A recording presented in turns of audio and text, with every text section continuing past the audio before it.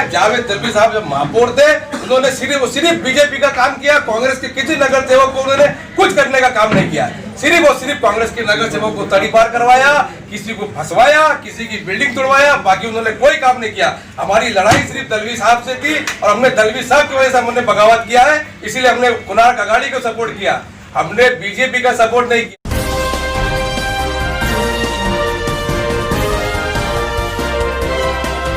BJP ने हमको देखते हुए कुणाल कागाड़ी को सपोर्ट किया। कांग्रेस से आपको कोई नाराजगी नहीं थी? कोई नाराजगी नहीं थी हमको। हमने मनोज मात्रे की औरत के बारे में कहा था कि मनोज मात्रे की बीवी को अगर आप उम्मीदवार घोषित करते हो तो हम बगावत नहीं करेंगे, और अगर आप किसी और को करोगे तो हम बगावत करेंगे। उन्होंने हमारी बात को नहीं माना। हम लोग वरिष्ठ के पास गए, वरिष्ठों का, हमारे कांग्रेस के जो वरिष्ठ हैं, इन लोगों को कार्यकर्ता की सुनने के लिए इनके पास टाइम नहीं है, इसके लिए हम लोगों ने ये बगावत किया। और जहां कल होने का अभी डिस्क्वालीफाई हो जाए परवाह नहीं है, हम राष्ट्रवादी से इलेक्शन लड़ेंगे और चुनाव निकाल के कि 1 साल नहीं लड़ना, वो कानून कोर्ट फैसला करेगा। वो रशीद ताई फैसला नहीं कर सकते जो उन्होंने स्टेटमेंट दी है। और हमारे घर में आती है। भारत में आपने एक कहावत सुनी होगी, सूप और छन्नी वाली, ना सुनी हो तो मैं आज आपके सामने सुना देता हूँ। सूप बोले तो बोले, छन्नी बोले जिसमें 72 छेद। रशीद भाई पहले अपने आप को देखे, उन्होंने कितनी बार गद्दारी किया है।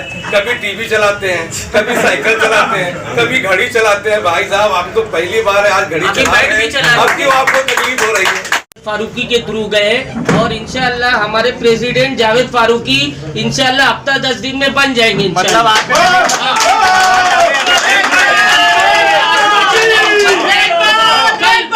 कल हमारे जयंत पाटिल साहब ने हमको आश्वासन दिया है, इंशाल्लाह हफ्ता 10 दिन में जावेद फारूकी प्रेसिडेंट बन जाएंगे। बताता हूँ सच्चाई, ये बोलने में हिचकिचाते होंगे, मैं आपको फिर बोलता हूँ, मैं हिचकिचाता नहीं, मैं सच्चाई बताता हूँ। भिवंडी में अगर कांग्रेस थी तो शोएब गुड्डू थे।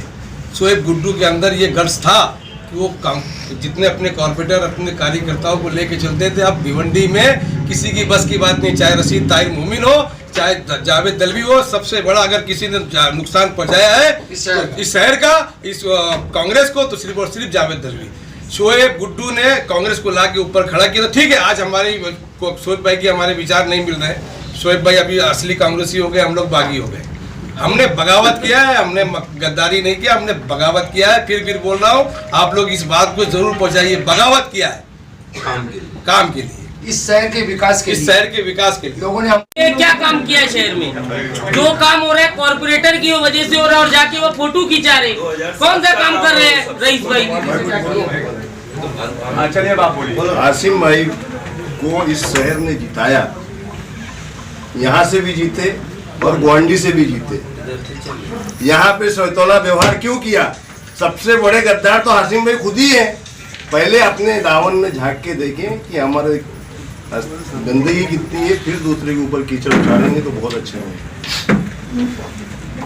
क्योंकि यहाँ पे देखो, मैं राष्ट्रवादी का अभी तो मैं कुछ नहीं हूँ, एक छोटा सा कार्यकर्ता की हैसियत से मैं काम कर रहा हूँ पार्टी के लिए और करता ही रहूँगा। लेकिन ये जो 18 नगर सेवक है, ये मेरे एक अच्छे दोस्त थे। पिछले काफ़ी सालों से हमारा उठना बैठना था। हमने कांग्रेस की भी हाल जाना, समाजवादी की भी हाल जाना, शिवसेना को भी देखा, भाजपा सरकार को भी देखा। लेकिन इस सब में कोई अगर अच्छी है तो वो राष्ट्रवादी है, और मैंने ये सब देखने के बाद राष्ट्रवादी चुना पिछले 1.5 साल में। और उस 1.5 साल में मैंने अपने सभी नगर सेवक, सभी दोस्तों से अपने शरद पवार जी के विचारधारा को बांटने की कोशिश की है कि हमारे माननीय शरद पवार जी कौन से विचारधारा पे चलते हैं, और उसको मैं हमेशा डेली का डेली बोलता गया, लोगों को समझ में आया। फिर एक दिन ऐसा आया कि हमारे अवार्ड साहब का इसमें बहुत बड़ा रोल है, और अवार्ड साहब का तो मैं जितना तारीफ करूँगा उतना कम है। क्यों कि अवार्ड साहब मुमरा के एमएलए हैं, लेकिन भिवंडी का कोई भी एक बंदा काम लेके जाता है तो अवार्ड साहब विदिन 2 सेकंड में लगाते उस काम के लिए, सुनने के लिए। तो मैं सबसे पहले, अगर भिवंडी शहर में अगर किसी को सिरे जाता है तो वो अवार्ड साहब है राष्ट्रवादी पार्टी की। फैसला अटल है, उसके आगे हमको सर झुका लेना चाहिए। और दूसरी बात वो पवार साहब साफ साफ कहते हैं 80-20 का फॉर्मूला रखो, 80% समाजकारण करो, 20% राजकारण करो। तो अब ये लोग जब एनसीपी के बैनर के नीचे आए हैं तो पहले चाहे जो किया हो, अब 80% इनको समाज सेवा करनी है, 20% ही राजकारण।